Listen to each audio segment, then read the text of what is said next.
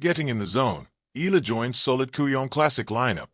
A familiar foe awaits Eala as she lands in Melbourne for the Kooyong Classic starting on Tuesday at the Kooyong Lawn Tennis Club.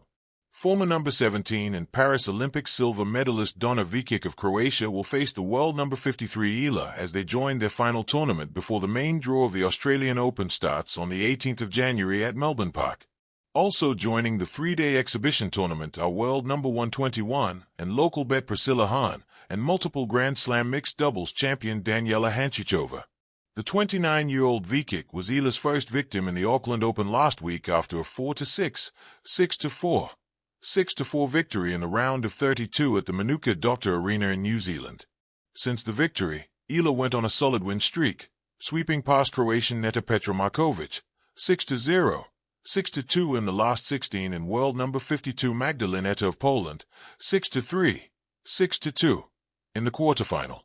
The Rafael Nadal Academy alumnus fell to world number 57 Wang Xinyu of China, 7-5, 5-7, 4-6, in the semifinal, ending her run in her first tournament of the year.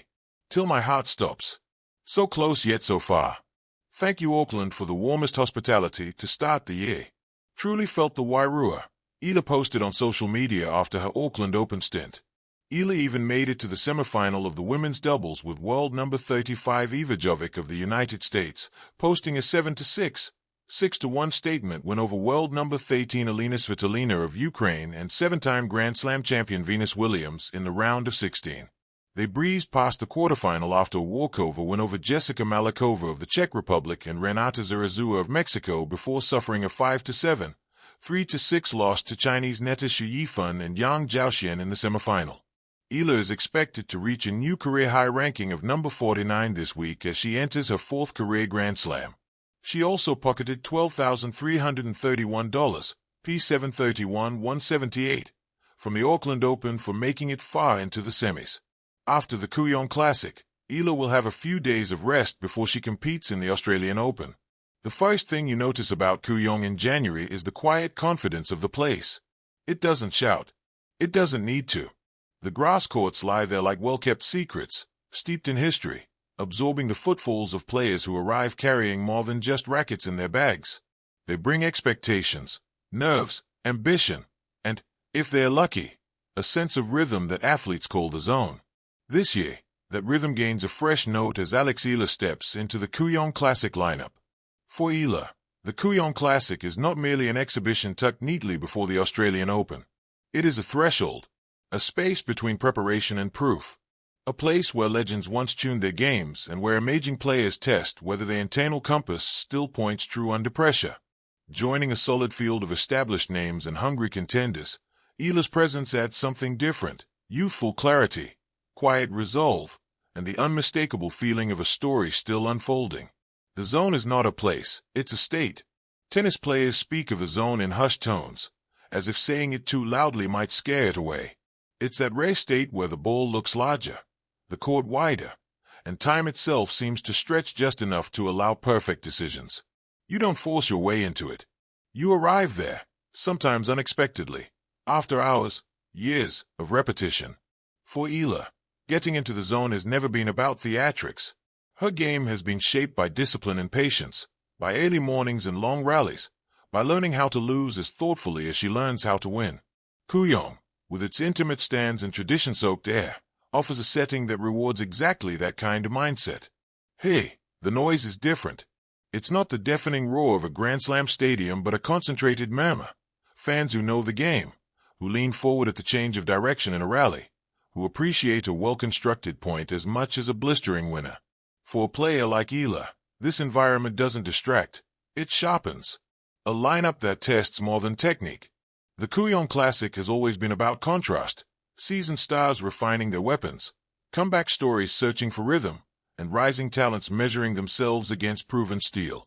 This year's lineup is no exception.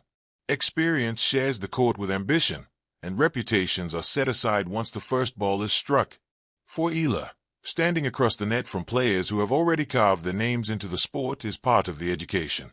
Not the kind found in notebooks or highlight reels, but the kind you feel in the weight of a rally, in how an opponent changes tempo at just the wrong moment, in how champions manage chaos. These are the matches where improvement becomes visible, not always on the scoreboard, but in the details. The way a return is redirected, the choice to stay patient one shot longer, the calm decision to reset after a missed opportunity. Kooyong doesn't demand perfection, it demands presence. And presence is the gateway to the zone. Carrying a nation, lightly. There's an added layer to Eala's journey, one that follows her quietly onto every court, representation. Being a trailblazer comes with its own gravity. Every win sparks hope, every loss invites scrutiny. At Kooyong, however, that weight seems to disperse slightly, replaced by something more manageable, a sense of purpose rather than pressure. In the zone, players are not thinking about headlines or history. They are thinking about the next point, the next breath, the next adjustment. Kooyong offers Eala the chance to inhabit that mental clarity, to play not as a symbol but as an athlete refining her craft. And yet, symbolism lingers.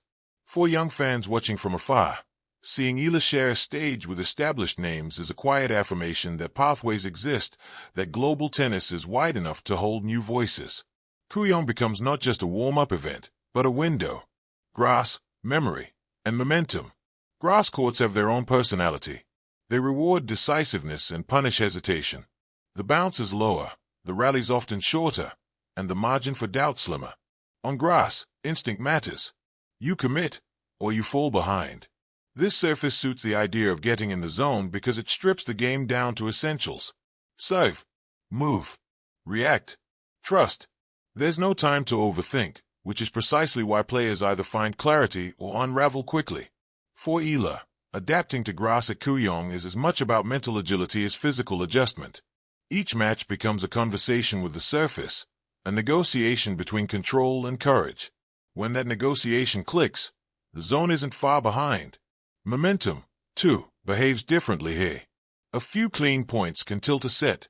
Confidence can grow rapidly, or evaporate just as fast. Learning to ride those swings without emotional overinvestment is part of the Kooyong lesson, one that will pay dividends far beyond this exhibition. More than a prelude,